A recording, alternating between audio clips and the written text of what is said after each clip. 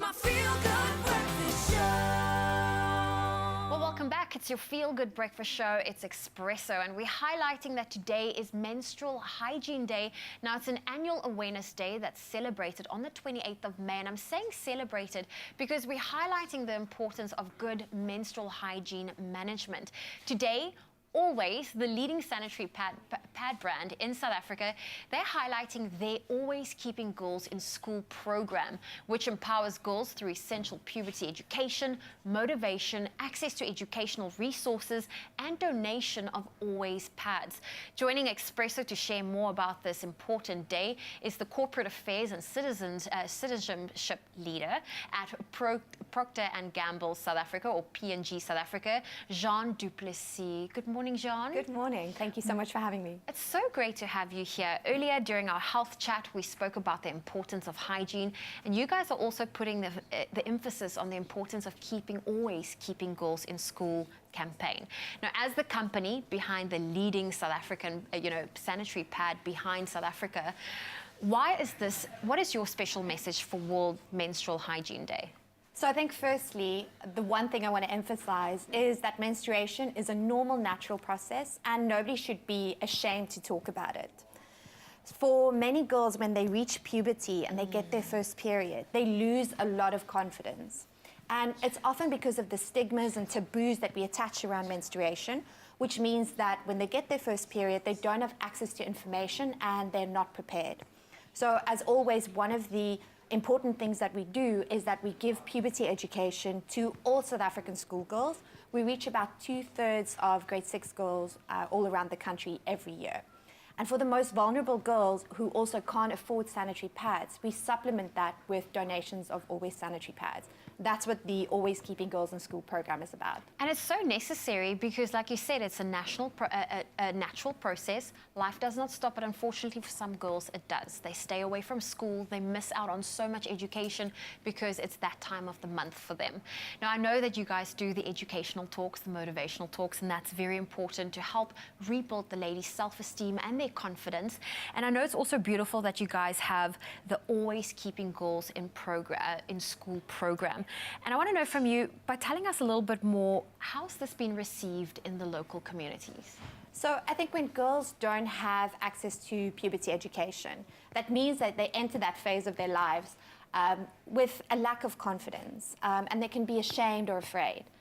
When girls don't have access to product, that means missing out on things that matter to them. It means missing out on school, it means missing out on sports, missing out on friendships even. So that's what we try to mitigate through our Always Keeping Girls in School program. We also engage with teachers, with family members, with community members to address these stigmas and taboos around menstruation.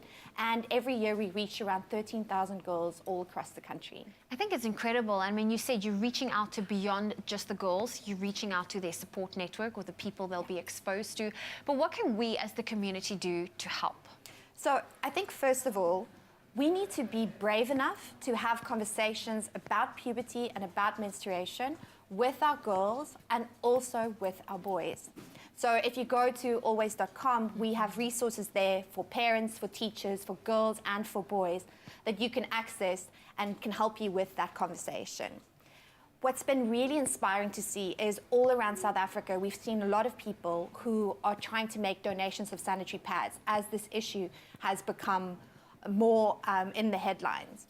And I think what I want to urge people to do is to really be mindful of the sustainability of that donation. Yeah. Make sure that you remain involved with the girls and with the communities, that it's an ongoing donation in the way that we are trying to do it as well through our Always Keeping Girls in School program.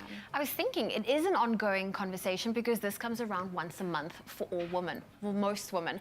And what can we do in terms of, when it comes to the educating side of things, how can we make sure our girls always stay in school? So I think beyond the access to puberty information, access to product, we also need to be aware of the societal barriers that can hold girls back. And sometimes it's as simple as the language that we use. So as always, our Like a Girl campaign has turned something that was used as an insult, you run like a girl, you throw like a girl, and we turn that on its head and it means something that is amazing and it means something that is confident. And positive. And so I think if we all really think about this. How can we open up the world for girls? We can turn this moment of puberty from something that brings her down in confidence to something that actually propels her forward into being a confident woman. And that's also what's beautiful about today, because so often we get uncomfortable to talk about these things out loud. But like you said, it's a natural process to most women, and this is what this is what we need to talk about. Well, Jean, thank you for joining us this morning.